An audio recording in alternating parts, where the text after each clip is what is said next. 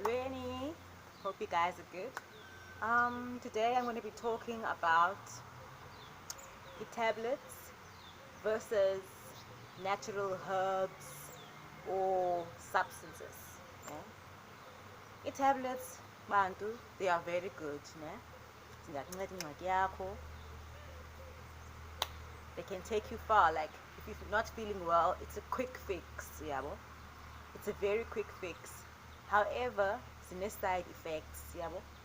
So uthela i-tablet ibenge unenhloko, sense example, unenhloko ebuhlungu, inhloko yakhe iyapeyina, awulelanga ubusuku bonke unenhloko, so uthatha i-tablet.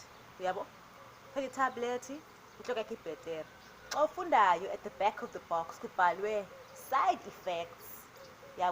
Meaning xa uthatha i-tablet unenhloko, you take this tablet, you've got a terrible headache. At the back of the box are written 4 side effects. You might be drowsy, you might be sleepy, not feeling well, or lack of sleep. Fine, you sell the tablet. After that, uthenga enye i-tablet to reduce i-insomnia. Kuba kaloku le tablet uyithathileyo ithi i-side effects zi-4. I-side effects zi-4.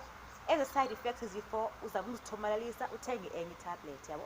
So uyithenga le tablet, fine, inhloko yakho ayisekho buhlungu ngoku.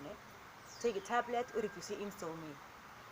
Xa ureduce i-insomnia, ile tablet entsha ujonge back, ine-side effects yona kuqala, which means uba ayikho right kwa zonke ii-tablets. Atsho andifuni ukuqhatha shem basekhaya, ii-tablets zonke zi-good but azifiki i-root ye-problem. To which in natural substances ziyakha i-root. Ewe, abantu aba-skeptical about using natural substances bathi ngumuthi, hayi andiwusebenzisi umuthi, ntonto. But ingxaki if you look deep kwi-history yethu, abantu, Asian people used natural herbs and they lived longer and they were healthier. Zonke i-religions, zonke i-cultures, not i-religions, zonke i-cultures most zazo, ama-China, ama-India, basebenzisa i-natural herbs. So anditsho uba hayi zisebenzise, but I would like you to take time and think about it and try to use even one. Nje ubone, maybe wenze i-research ngayo, ubone uba okay, how we can help you. Mhlawumbi unentloko okanye une-fever, uthatha i-cinnamon powder ubenza amanzi ababilileyo, ugalele kuloo manzi akho amashushu, uphunga ubona uba izothini into, ngaphandle kothenga i-tablet. Jonga, andifuni uthatha into engekhoyo ndithi uba hayi yeka i-tablets ntonto. Andizoyenza loo nto. But azi abantu nabasele i-tablet namhlanje abanasibindi. Yabona nje, anditsho uba hayi ntonto, kukuwe jo. Ba ufuna usela i-tablets, anditsho baziyeke. Bakhona abantu abafuneka besele i-medication dahleka. Understand loo nto leyo. But i-side effects mntasekhaya zi-heavy, and then ke now uyayazi loo nto leyo. Ba awuyazi, namhlanje uyayazi. Daydreamer African Spa. Guys, let's be more natural. Let's be natural. Masizameni ukusebenzisa izinto ezidalwe nguThixo. Kwababhiliva kuThixo, kwababhiliva ki-ancestors, whatever you believe in.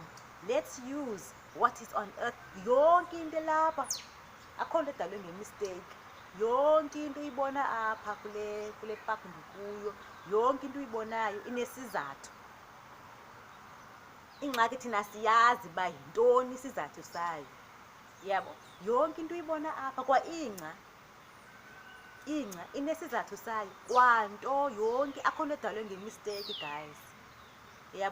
So ndicela like one day xa ninexesha umntu enze research uba akambhilivi, wenze loo nto uyenzayo, but to make sure uba you are on a healthy note. Daydreamer African Spa. See you next time, guys. Stay tuned on my YouTube channel. Sure, Bafethu.